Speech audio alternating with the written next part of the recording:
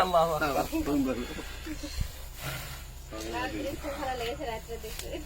আল্লাহ আল্লাহ। আসসালামু আলাইকুম রহমতুল্লাহ।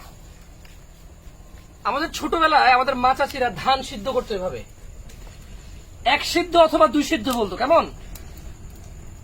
এটা এখন আমাদের গ্রাম থেকে প্রায় উঠে গেছে বললে চলে। তবে এখানে চাঁপাইনবাবগঞ্জ কনসার্টে আছি আমরা।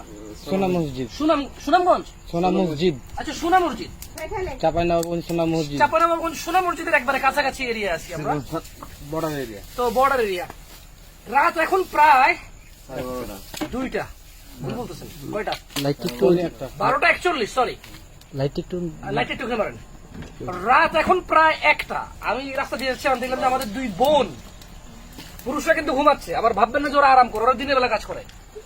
তো আমাদের 2 বোন এখানে ধান সিদ্ধ করতেছে। আমি বললাম যে বোন, আপনাদের দেখাবো না, একটু আপনার সাইডে চলে যান, অথবা আপনারা দিতে পারেন আপনাদের কাজ, আমি আপনাদের দেখাবো না, এখানে আমি একটু ধানটা ভিডিও করব।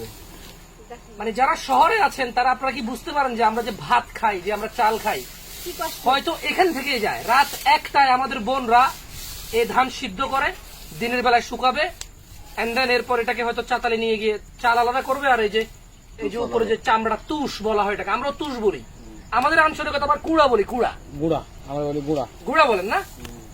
তো যাই হোক, আমি জানি না ভিডিওটা ক্লিয়ার দেখা যাচ্ছে কিনা, তবে রাত 1টা বাজে চাঁপাইনবাবগঞ্জ সোনা মসজিদের আশপাশে এরিয়ার আমার বোনরা ধান সিদ্ধ করছেন। মানে এটা অনেক রাত, এবং আমার মনে হয় ওনারা রাতের বেলা ভাবছে যে একটু ঠান্ডা, হয়তো দিনের বেলা রোদ এবং আগুন দুইটা বেশি গরম হয়ে যাবে, এই লজিকটা হয়তো এখানে কাজ করছে, অন্য কিছু না। আসসালামু আলাইকুম।